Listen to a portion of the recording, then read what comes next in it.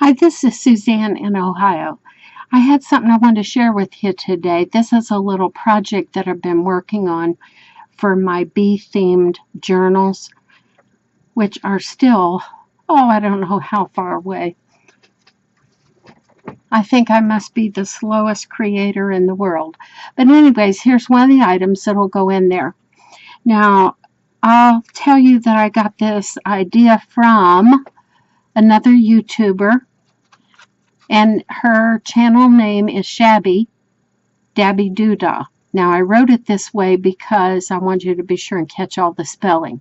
It's Shabby, and then a space, and then dabbydoodah is all written, no spaces.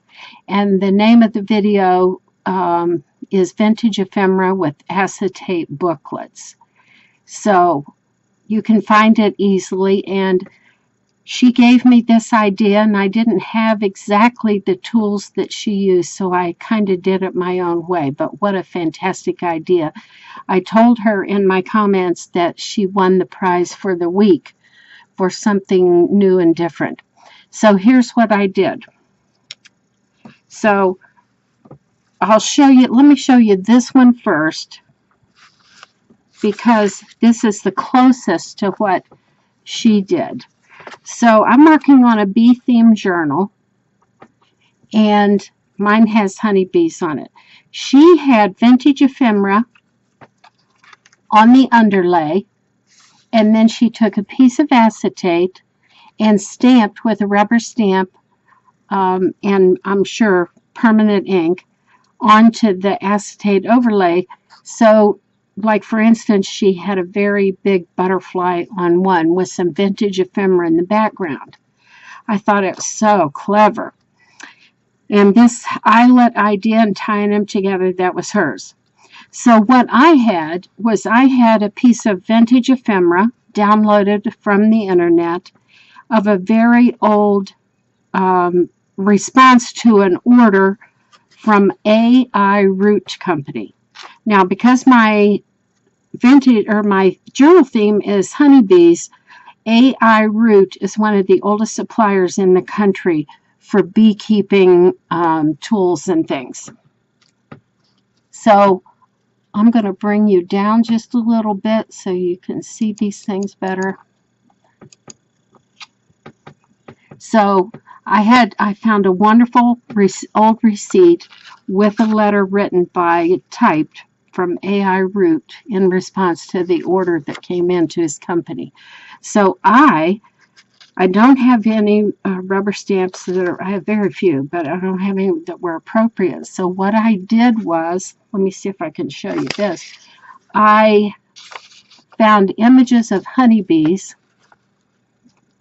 and I printed them on overhead projector acetate, and then tried to position them in the right place, and then that's my overlay. So there you have it. I made 2 or 3 in that size. This is eyelets at the top. This one is eyelets over here on the side, and a smaller one, again with eyelets. And then this tiny one, I thought eyelets are just too heavy for something that small. So what I did was I stitched it with the sewing machine. So this one you can see quite well. I just love how these look in real life. You see the shine, you see that you can pick them up. For instance, there's the honeybee. And then there he is, overlaid on top of the old vintage correspondence. So it's just really great. Now that's as close to her idea as I could get. So I started taking it just a little bit further, and here's what I came up with. Well, let's start with this because this explains better. All right, so I ended up with these tags, large tags, and I didn't quite know what to do for sure, so I was feeling my way through it.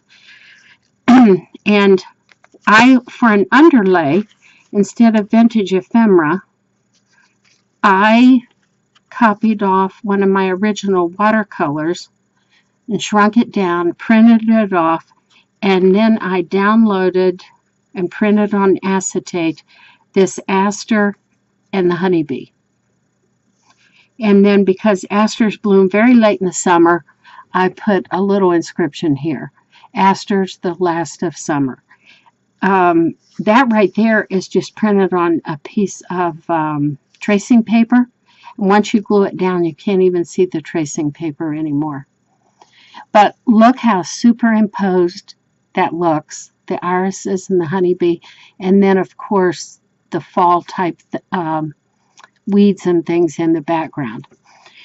At the top, I sewed them all together with snippets of fabric. Now, this is some of my hand-dyed fabric. I'm going to soon have it offered on my Etsy site and do a YouTube video about it, so keep in touch if you're interested in that. I got tired of going into my sewing room hunting for snippets of fabric that matched, so I dyed fabric, lace, and papers all to match in 15 different colors. And it's a different technique. I've never heard about it on the net by anybody else, but it worked for me. So I'll be offering those on my Etsy site. So when you turn this over, I put one of those pieces of my hand-dyed paper on here, and everything is caught in the stitching, including the tab. But while I'm here, let me just show you. Look at this gorgeous paper, what I got. It's a polymer paint bath technique, and it got grainy as it dried on some of them. Let me show you the other side. Isn't that beautiful? Now, each piece of paper is different depending on the paper you're using, the pigment in the paint, blah, blah, blah. But everything was beautiful and interesting. So there's the first tag. That was my first idea. And that's another one exactly the same. And then I made a small version. Sorry about the glare. I'm trying to keep it from doing that. Same watercolor, shrunk down, printed, and the acetate overlay. And then this one I tabbed together with yellow. I brought out the yellow in that piece of wheat or whatever that is. And then you turn it over. And on this one, I have two little pieces of paper as like a little writing tablet. And again, here you can see the graining of the color on this paper. It really is pretty. I don't think this lighting shows it up for what it is, but sure was fun, and it makes beautiful, beautiful paper and fabrics. All right, so another one in yellow, accenting the yellow, and then a small one in blue. And then, of course, I inked around the edges. That's all self-explanatory. And this one, again, that paper. Stunning. I don't know if anybody else will think it's that great, but I can't quit looking at it. It makes you want to write on it. Now, this particular blue batch has a little bit of glimmer to it. Not all of them did, but some of them did. And I wondered if the glitter or mica chips, whatever it was, would adhere to the paper. And it does, 99%. Okay, so that was my first go-around. Then I thought, well, on this one, I printed the bees on the acetate, and my watercolor was the background. So I thought, but you can see that the bee is a little bit translucent. He loses a little bit of his body definition just because he's on a piece of acetate and not on a white background. So I thought, how could I remedy that? So what I did with the next batch was I switcherooed. I printed the honeybee on solid, and then I printed my artwork on the overlay. So there you have that. Dying Rebecca's. Rebecca's. I shouldn't say Rebecca's. It's Rebecca's. Okay, so that made a really nice combination. That way the bee is more visible, and this has enough ink, and it doesn't get as translucent as the bee did. And this one's just tabbed together with some more of my dyed fabric.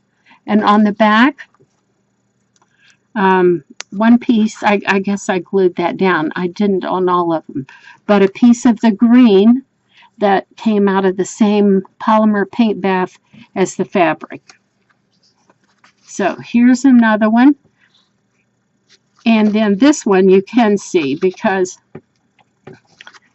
I left it loose. On some of the papers, it's just a mottled effect on the back side and a paint bath on the front side. And then I edged around with a matching ink. So there's 4 of those finished off in green, grass green. And then I finished off some more of them in a chartreuse green. Now I don't know what my camera's picking up. I used gold paper on this one.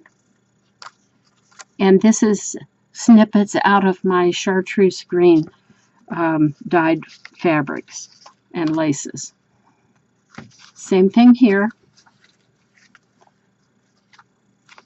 I'm looking at all of them because in case I put a different paper on the background, I wanted to show it to you.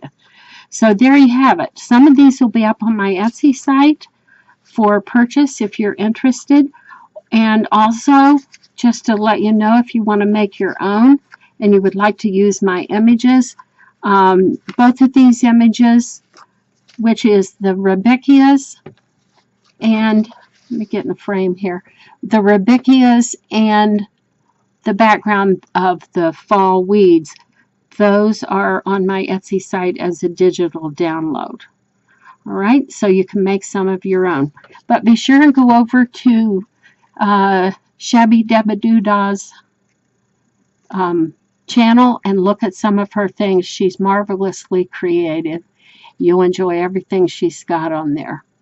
I can't recall her first name right now, but she is in England. All right, thanks for watching. Thanks again for all the YouTubers that share everything. And where would we be without sharing with each other? So I thank you for watching, and please watch again.